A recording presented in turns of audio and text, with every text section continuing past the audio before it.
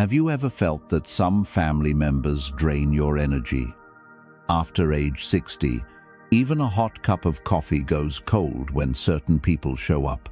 You know, those relatives who make you feel more stressed, overwhelmed, or even guilty after every visit. And as our ancient proverb says, not every relative brings peace to our home. But there are certain family members you really should avoid as you age, for your health, happiness, and peace of mind. So, today, we will explore 9 family members you might want to avoid after age 60.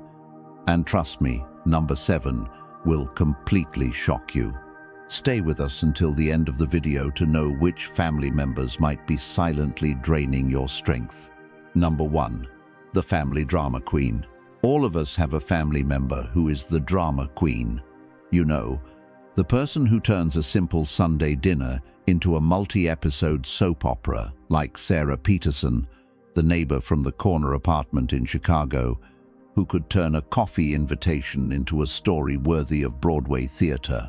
She always seems to be at the center of a storm, blowing small issues into crises, exaggerating everyday situations, causing unnecessary conflicts among family members, or always having some kind of drama to discuss at family gatherings. She thrives in chaos, as if stepping straight out of a Hollywood script. Why should you avoid such relatives as you age? First, the emotional exhaustion from constantly engaging in their drama can seriously affect your health. Studies from the Julian Geriatric Institute in Boston show that stress is a key factor in many age-related health problems, from heart disease to a weakened immune system. When you're constantly pulled into these emotional roller coasters, your body and mind never get a chance to recover. It's like constantly drinking scalding hot coffee, and at some point, you'll get burned. Our ancestors always said, "Peace in the home is more valuable than the gold of the White House," and they were right. Over time, constant exposure to drama can lead to long-term health problems due to stress, like high blood pressure, sleep issues, or even chronic fatigue. And all of this is completely unnecessary, especially in your later years, when your attention should focus on peace and relaxation, enjoying the quiet of your suburban home. The solution here is simple.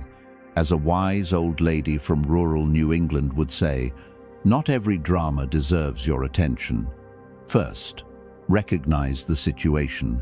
You don't need to participate every time this relative calls with another dramatic story. Setting clear boundaries is the key to success. Don't let them drag you into their chaos. If they call with a problem, tell them you're busy in the midst of an emotional storm.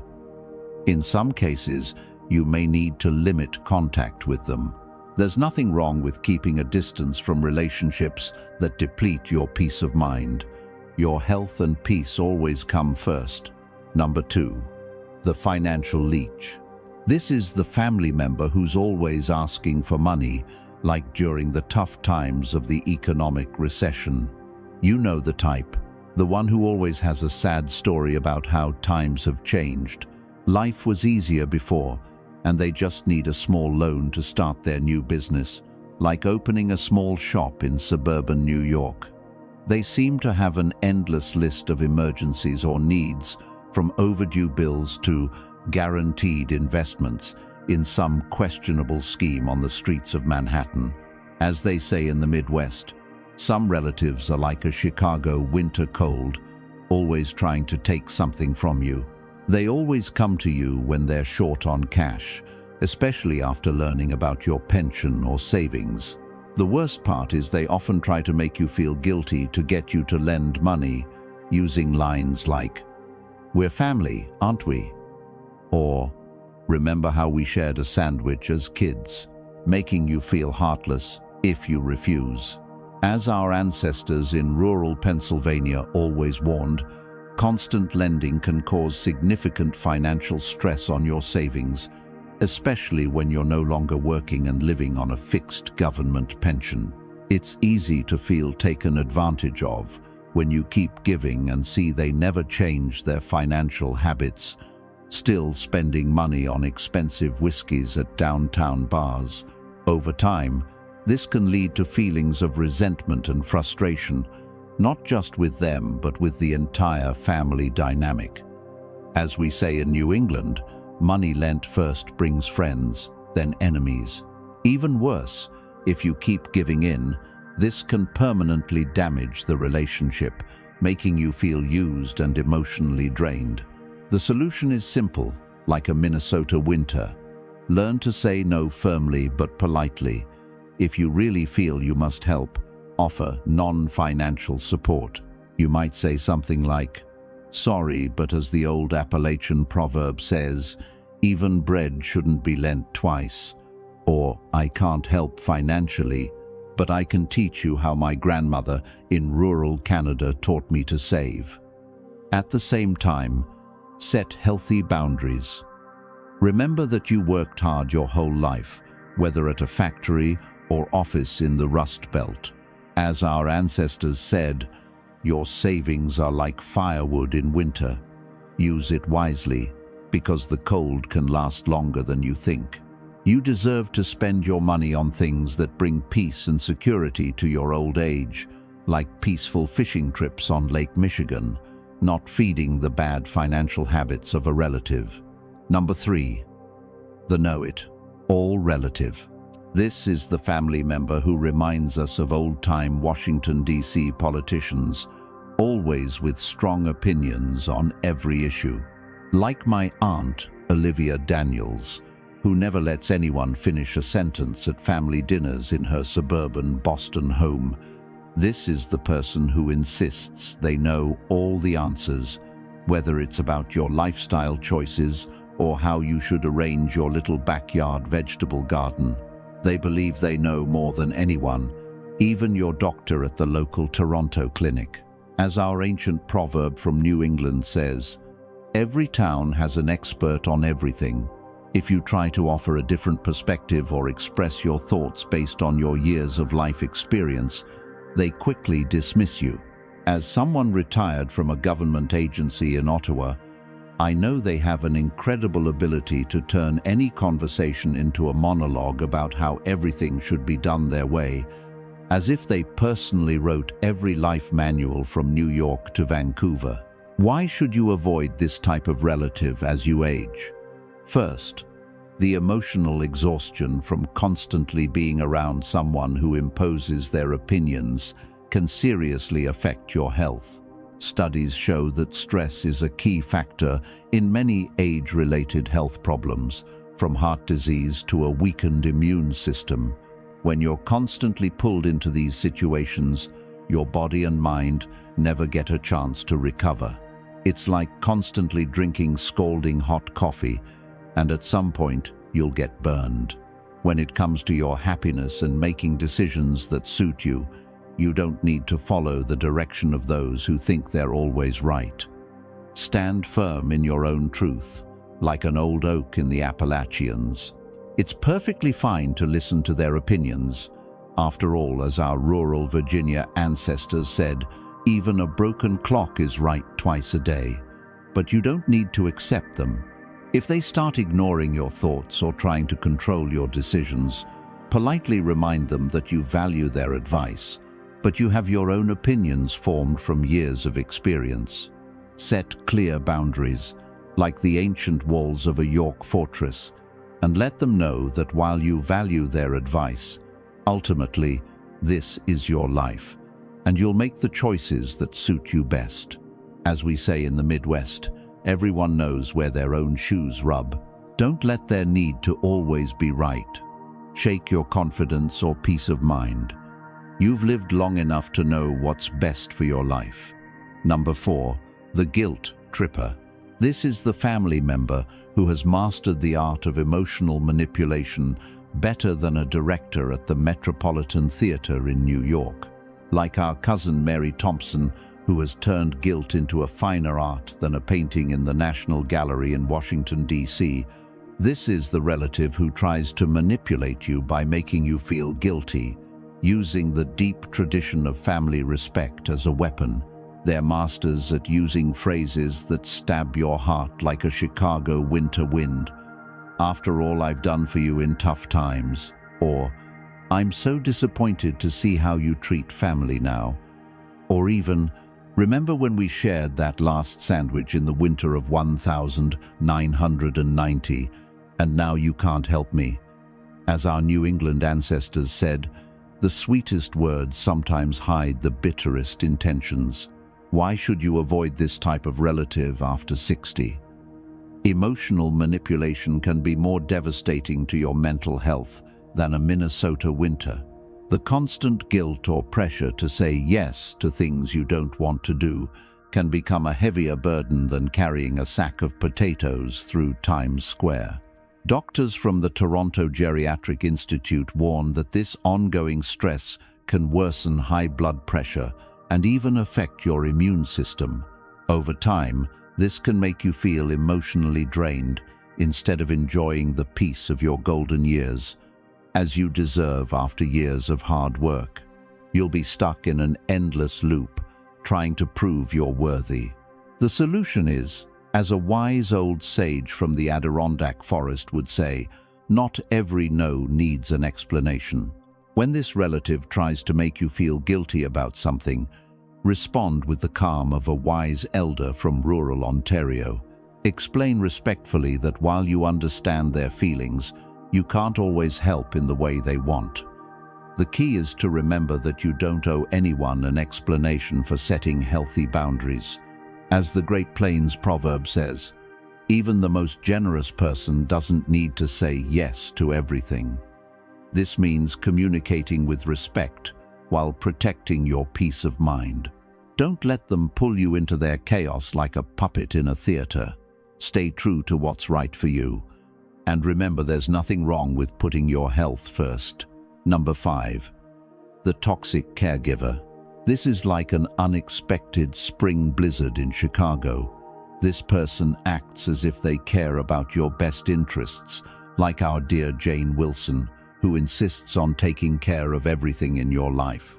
At first glance, they seem as thoughtful as a traditional New England grandmother, always offering to help with everything, from your healthcare to managing your finances and daily tasks. As the old Appalachian saying goes, not every bear hug comes from love. The problem is they don't just help you, they quietly control your life, like an overzealous manager at a Midwest farm. They start subtly, insisting on accompanying you to all your doctor's appointments at the local Seattle clinic, then begin questioning every decision you make, from what you eat to how you spend your money. Why should you avoid this type of relative, especially after 60? The biggest risk is that they create a trap of dependency stronger than ice on Lake Superior in winter. Experts from Boston's Geriatric Research Center warn that this overbearing control can lead to a significant loss of autonomy and self-esteem. They slowly erode your confidence in your abilities, like a cold slowly damaging the walls of an old building in Maine. The red flag is replaced by walls stronger than ice on Lake Baikal in winter. Instead of being empowered to make decisions about your life, you might end up giving up control over everything without realizing it, like an old bear in the Adirondack forest. They start controlling your life, from small things like how you eat to big things like how you spend your money. It's like you're stuck in a loop where you need to fight to break free.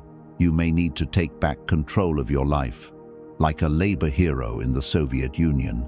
Set clear boundaries, like the ancient walls of a York fortress, and tell them that you'll make the choices that suit you best.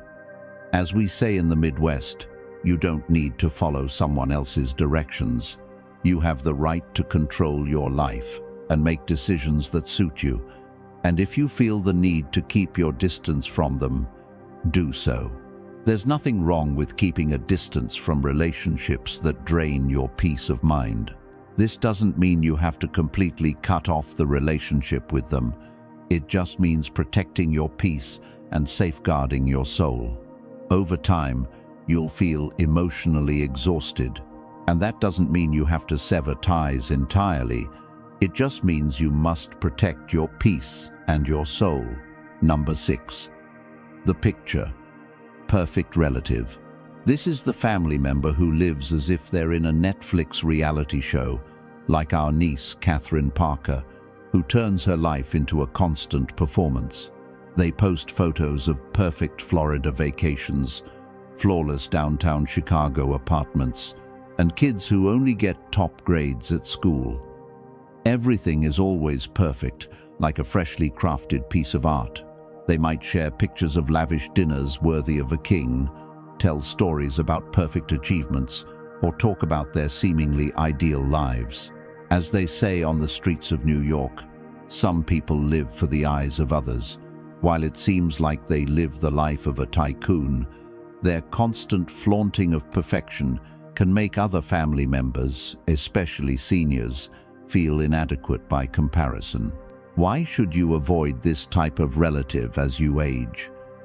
Psychologists from the National Social Research Institute in Washington, D.C., warn that their unrealistic expectations can create unnecessary pressure, especially for seniors already facing the natural changes of aging.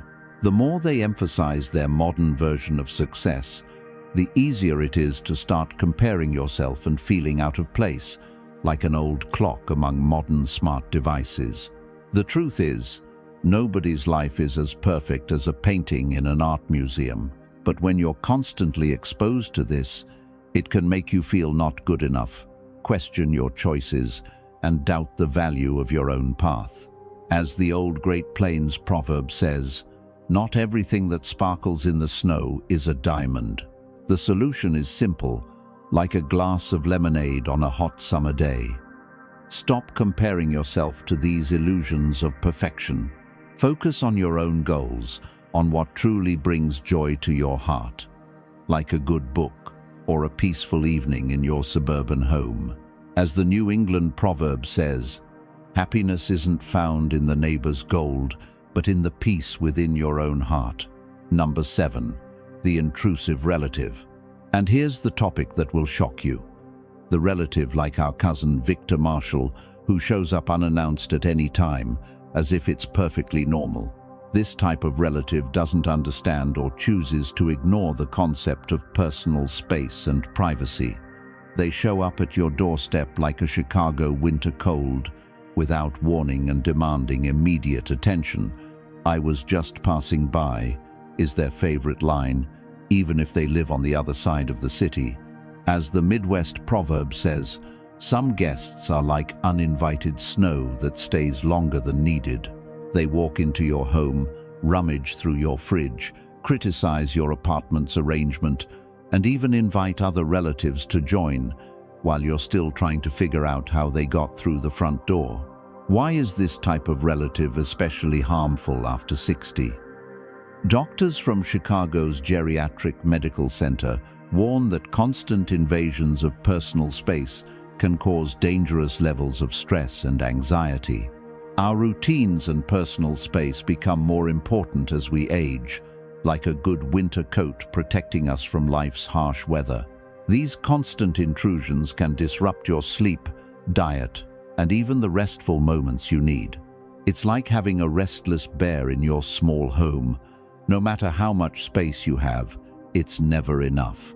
The stress from constantly preparing for their next unexpected visit can significantly affect your physical and mental health.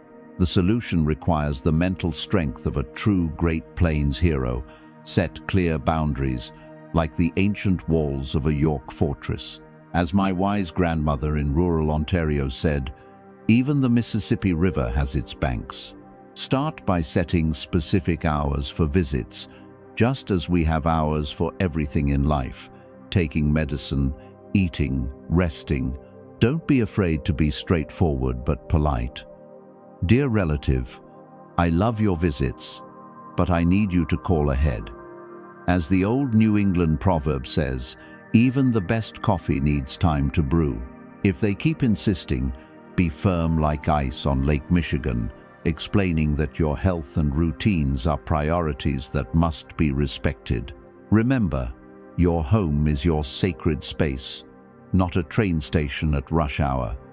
As we say in the Midwest, every home has its own rules, just as every church has its own bell. Number 8. The competitive relative. This is the type of relative who turns every family gathering into a competition fiercer than the Olympics. Like our sister-in-law, Tanya Simmons, who can't let 5 minutes pass without comparing her grandkids' successes to others. This is the family member who always has to say their pancakes are fluffier, their soup is tastier, and their backyard garden produces the best pickles in Chicago. They're masters at turning any conversation into a competition. If you mention your grandchild doing well in school, they quickly respond that their child won a gold medal in math. If you talk about your new arthritis treatment, they have an even more dramatic story about their medical achievements. As the Great Plains proverb says, some people even turn coffee into a contest over whose cup is hotter. Why should you avoid this type of relative after 60? Experts from Chicago's Psychology Institute warn that constant competitive behavior can be extremely harmful to your emotional health. It's like constantly standing under the spotlight of the Metropolitan Theater. The pressure can increase stress and anxiety. The constant need to compare can make you doubt your own achievements and joys, as if you're always falling behind. As our folk proverb says, the neighbor's grass isn't greener when you're too busy comparing to enjoy your own garden. This ongoing stress can also manifest as physical problems like high blood pressure and insomnia. The solution requires the wisdom of an old New England chess master. Learn to play your own game. As my grandmother in rural Ontario said, every bird has its own song, and it doesn't need to mimic the nightingale to be special. When this relative starts their comparisons, respond with the calm of a Chicago winter day. That's wonderful for your grandkids. Everyone has their own path to happiness. Set clear boundaries when the comparisons become too much. A simple line like, "At our age, we've learned everyone has their own path," can be enough. If needed, change the topic with the skill of a Washington, D.C. diplomat. Talk about the weather, local news, anything to avoid the competition. Remember, your golden years are for living in peace, not in constant competition.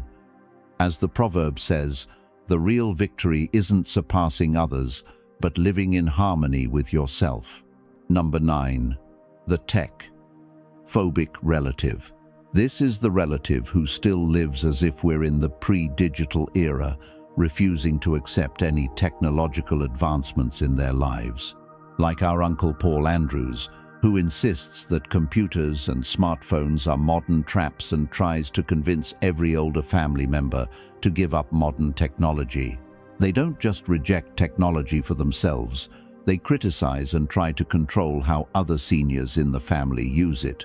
They're horrified when they see grandma using FaceTime to talk to her grandkids or grandpa using video calls. As the modern Great Plains proverb says, some people still think carrier pigeons are safer than email. They spend hours trying to convince you that paying bills online is dangerous, that social media is a trap, and that your smartphone will fry your brain like potatoes in a hot skillet. Why is this type of relative a problem after 60? Tech experts for seniors in Washington, D.C. explain that in the modern world, technology has become a vital tool for maintaining independence and social connection in old age. As the New England proverb says, a grandma with a smartphone is better connected than a young person without a goal. When this relative tries to limit your access to technology, they're unintentionally cutting you off from the modern world. Video calls, online support groups, your digital banking services. It's like trying to force someone to use only a horse and buggy when there's a modern subway available. The solution requires balancing respect for tradition with embracing progress. As the modern Midwest sages say, The stove may be old, but the flame warming it can be electric. Explain politely that, just as they have the right to keep their traditional methods, you have the right to use modern conveniences. If they insist, use the wisdom of ancient Great Plains traders. Show them the practical benefits. Show them how you can see your grandkids in Seattle through your computer. Order medication without leaving home in the harsh winter, or reconnect with old friends scattered across the country. Remind them that, as the New England proverb says, tradition is the foundation, but progress is the roof. We need both for a complete home. You can respect the past while embracing the convenience of the present. After all, even the most traditional coffee can be warmed in a modern machine. There you have it, dear friends. 9 family members you should avoid after age 60 to preserve your health, happiness, and peace of mind. As the old New England proverb says, it's better to be alone than in bad company. Remember that setting boundaries doesn't mean completely cutting off family relationships. After all, family is as important in our culture as bread on the dinner table. The point is to protect your energy and health, like a good winter coat protecting you from an Alaskan cold. You've worked hard your whole life, from tough days to now, and you deserve to enjoy your golden years in peace and harmony. As any wise old lady from rural Ontario would say, life is like a delicious bowl of soup. You need to carefully choose your ingredients for a tasty result. Choose who you spend your time with, protect your energy, and don't be afraid to set healthy boundaries. If you liked this video, don't forget to hit the like button and subscribe to the channel. Share it with a friend who needs these tips. And let me know in the comments which type of relative you've encountered in your life. Is there another type you think should be on this list? See you in the next video. And remember, as we say, peace in old age is worth more than a golden palace. Thank you, and see you soon.